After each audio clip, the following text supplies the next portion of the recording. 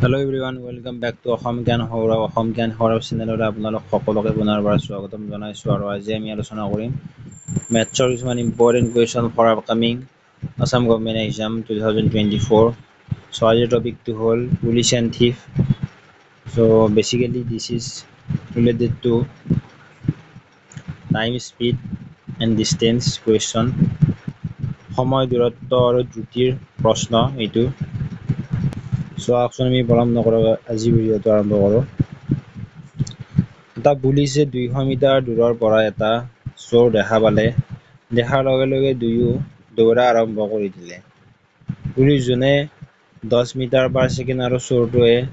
8 metre per second বেগত দৌৰিব ধৰিলে। এতিয়া পুলিচজনে কিমান সময় পিছত চোৰটো ধৰিব পাৰিব?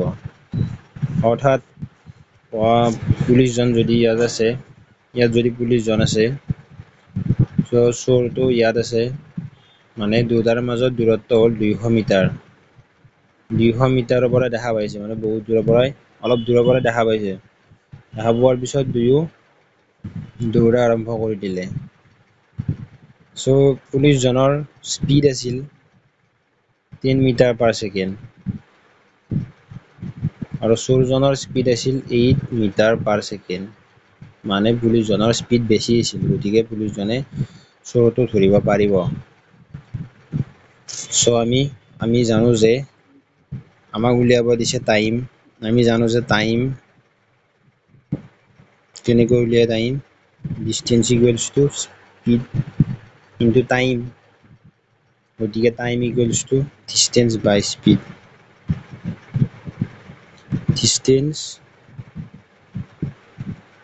ডিসটেন্স ডিভাইডেড বাই স্পীড আমাৰ ডিসটেন্স ইয়াত আমি কি দিব লাগিব ডিসটেন্স আমি দিব লাগিব 200 মিটাৰ ডিসটেন্স আমাৰ আছে 200 মিটাৰ তাৰ পিছত আমি ৰিলেটিভ স্পীড দিব লাগিব ৰিলেটিভ স্পীড মানে হ'ল ইনটা স্পীডৰ মাজত ডিফাৰেন্স যেটো এটো ৰিলেটিভ স্পীড বুলি কয় 10 minus 8 200 divided by 2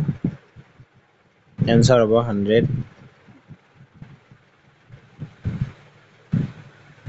metre cancel যাব 100 সেকেন্ড হ'ব 100 সেকেন্ড মানে হ'ল 1 মিনিট আৰু 40 সেকেন্ড 1 মিনিটত 60 সেকেন্ড 60 যোগ 40 100 সেকেন্ড মানে গ নম্বৰ অপচনটো কাৰেক্ট হ'ব thank you everyone